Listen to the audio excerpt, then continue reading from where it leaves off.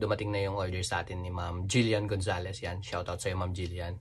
Yung kinuha nyo naman sa atin is yung souvenir jacket ng Bape, Japan exclusive. Ito siya, papakita ko. Yun, medyo malaki. Dahil nandito yung iba kong pina-hook sa Osaka. Pinasama ko na dito. Yung Kaws at saka yung G-Shock. Na collab din ng Bape. Yan, shoutout ulit kay Boots. Yan sa Osaka. Salamat Boots. So,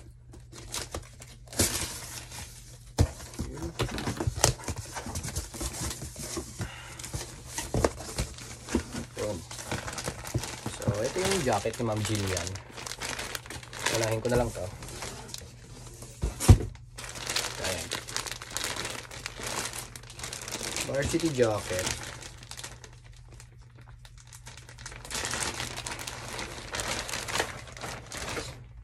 Yan siya.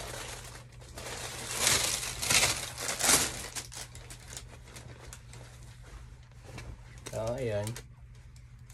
Ito yung harap niya. Yeah. Natin. Alam natin. So, ito yung harap.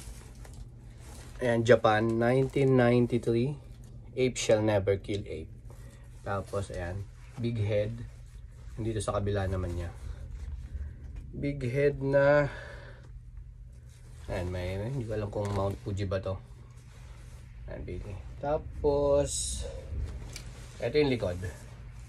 Ayan, kaya Japan exclusive dahil ayan, Hokkaido, Tokyo, Kyoto, Osaka, Fukakuwa yung nandyan sa likod niya. Then ayan, buksan natin yung loob. Para makita yung loob niya. So, ito yung loob. Ganyan siya. And bathing ape. Large. Ganda. Ayos. Ang ganda nitong jacket ni Ma'am. Panalo. So, ito yung kay Ma'am Jillian. Yan, shoutout sa'yo Ma'am Jillian. Thank you dito. Tapos yung isa ko pang pinakuha. Ito. Ito yung Kaws. Marami pa tayo nito. Wala na kasi dito sa store, kaya nagpakuha ako dun sa Osaka. So ayan siya. Ang dami po. Tapos ito yung extra natin is yung kaka-unbox ko lang dito nung Sabado. Check lang natin yan. Pangatlong G-Shock natin ng Bape.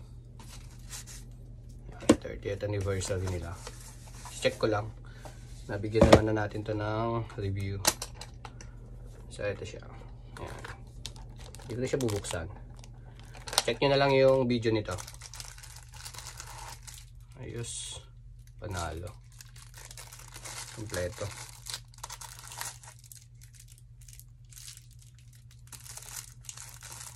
Panalo. Ayun lang. Ayan. Thank you. Bye.